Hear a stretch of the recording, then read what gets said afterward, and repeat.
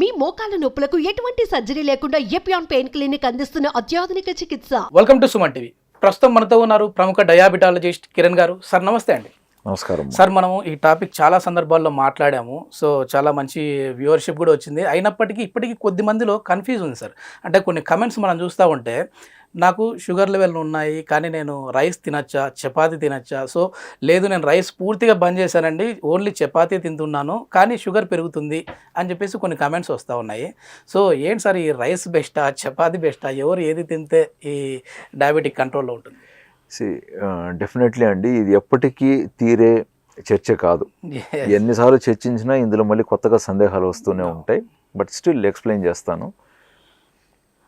Wait చాలా important factor అండి డయాబెటీస్లో. మనం వైద్యం చేసేటప్పుడు ఒక మనిషి మన దగ్గర ఉన్నప్పుడు అతని బరువు ఎంత అనేది ఎక్కువగా మనం ప్రతిసారి చూస్తూ ఉంటాం.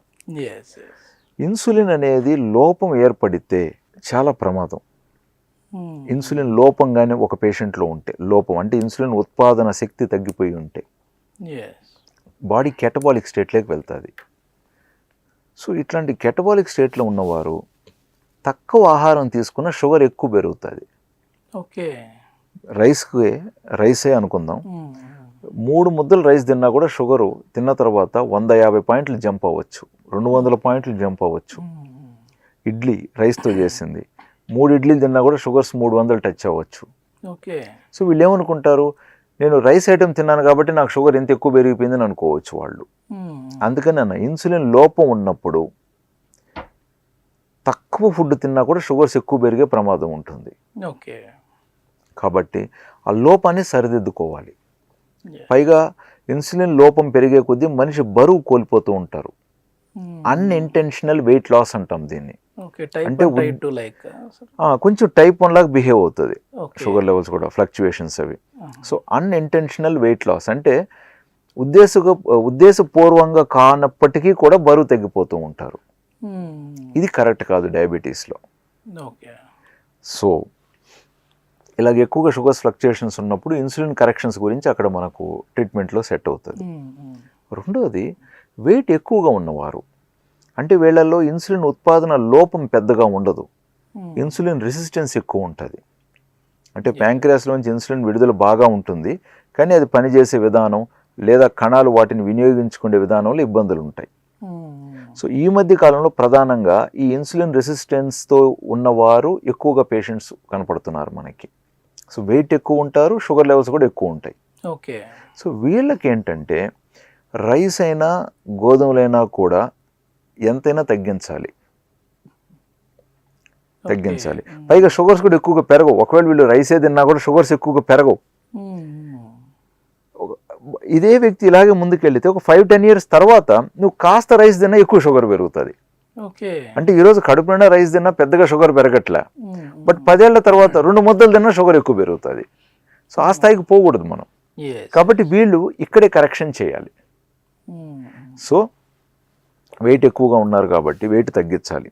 వెయిట్ ఎప్పుడైతే తగ్గాలనుకుంటామో రైస్ అనేది చాలా ఇంపార్టెంట్ రోల్ ప్లే చేస్తుంది, ముఖ్యంగా మనకు సౌత్ ఇండియన్స్లో. రైస్ ఎలా తగ్గించాలి? చాలా కష్టం. ఎందుకంటే ఇంట్లో అన్ని ఐటమ్స్ రైస్తోనే ముడిపడి ఉంటాయి. నువ్వు ఎంత తగ్గించాలి, ఎలా తగ్గించాలి? ఒకవేళ నువ్వు తగ్గించాలన్నా ఇంట్లో వైఫ్ కానీ లేదా మదర్ కానీ వాళ్ళు తక్కువగా వండాలిగా రైసు, వండేసి మిగిలిపోతుంది అంటూ ఉంటే మనం ఏదో ఒకటి తినేస్తూ ఉంటాంగా. పైగా పచ్చళ్ళతో లేదా ఊరగాయలతో వీటితో కలుపుకొని తిన్నప్పుడు ఇంకా ఎక్కువ రైస్ తింటాం.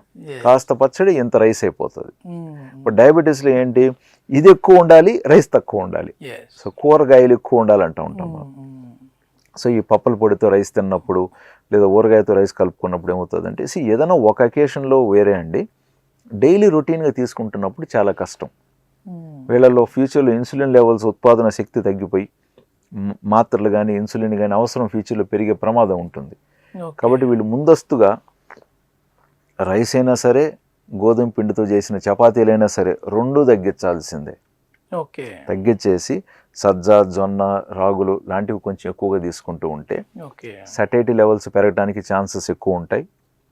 రెండో పాయింట్, మనకు పోస్ట్ ప్రాండియల్ స్పైక్స్ పెరగకుండా మనం నివారించవచ్చు.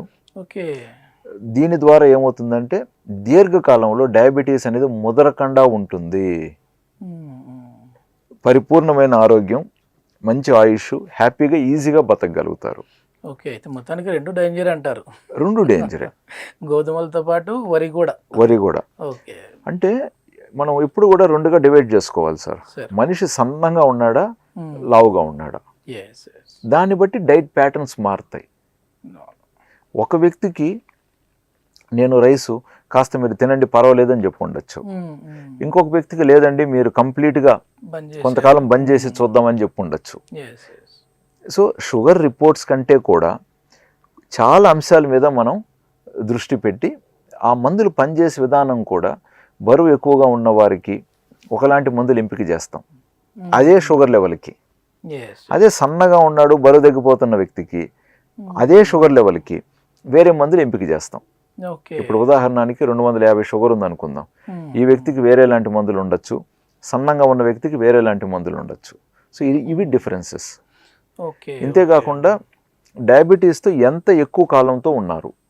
ఇప్పుడు ఒక వ్యక్తి డయాబెటీస్ వచ్చి 3 years అయిందని చెప్పొచ్చు, ఇంకొక వ్యక్తి డయాబెటీస్ వచ్చి 30 years అయిండొచ్చు. సో 30 years అయిన వ్యక్తిలో తీసుకునే జాగ్రత్తలు, ఆహార నియమాలు ఒకలాగా చెప్తాము, రీసెంట్గా వచ్చిన వాళ్ళకి ఒకలాగా ఉంటాయి.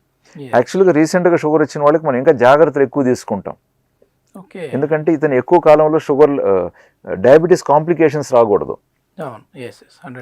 ఇప్పుడు 30 years అయిన వాళ్ళలో కాంప్లికేషన్స్ లేకుండా ఉండొచ్చు, చాలా సంతోషం, లేదా స్మాల్ కాంప్లికేషన్స్ ఏదైనా ఉండిండొచ్చు.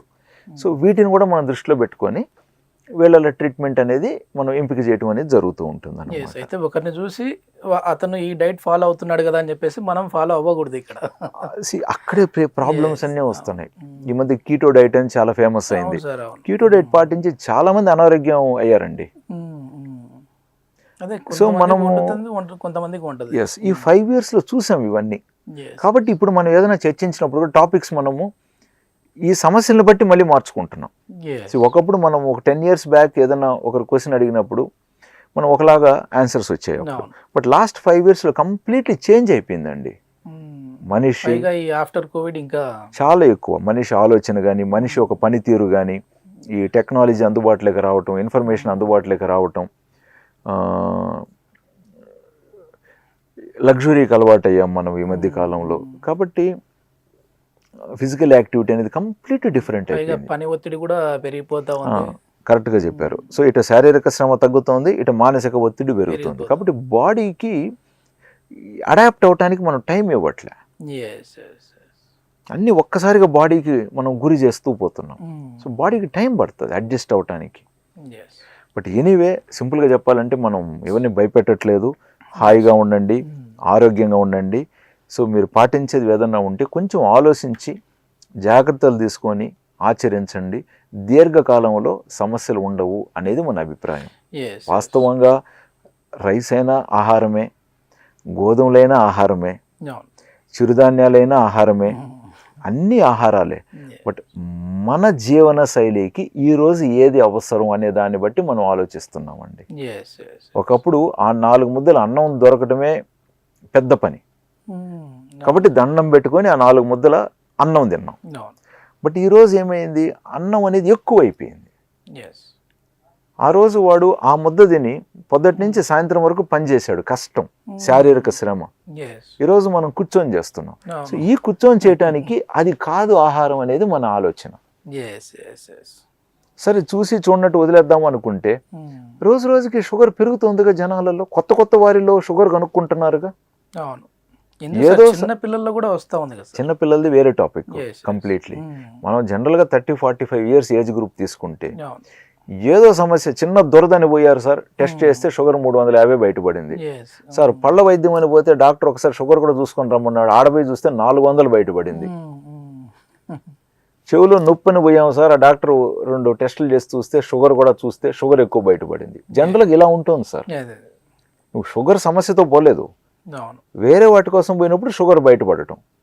సార్ నాన్న అమ్మకి టెస్టింగ్ తీసుకెళ్ళాను సార్, టైం వేస్ట్ అవుతుంది కదా, నేను కూడా ఊరికే 2 టెస్టులు చేయించాను, చూస్తే షుగర్ బయటపడింది. ఇక్కడ మనకు కొంచెం బాధ అనిపిస్తుంది. విపరీతంగా ఇప్పుడు దాదాపు 11 కోట్ల 11 కోట్ల మంది నెంబర్కి టచ్ అయింది సార్ భారతదేశంలో డయాబెటీస్ ఉన్నవారు. చాలా పెద్ద సంఖ్య అది. అవును సార్, చాలా. ఏది నిర్ధారణ అయిన వాళ్ళ గురించి మాట్లాడుతున్నాం. ఇంకా పేలని బాంబులు ఎన్ని ఉన్నాయో, పేలిన బాంబులు.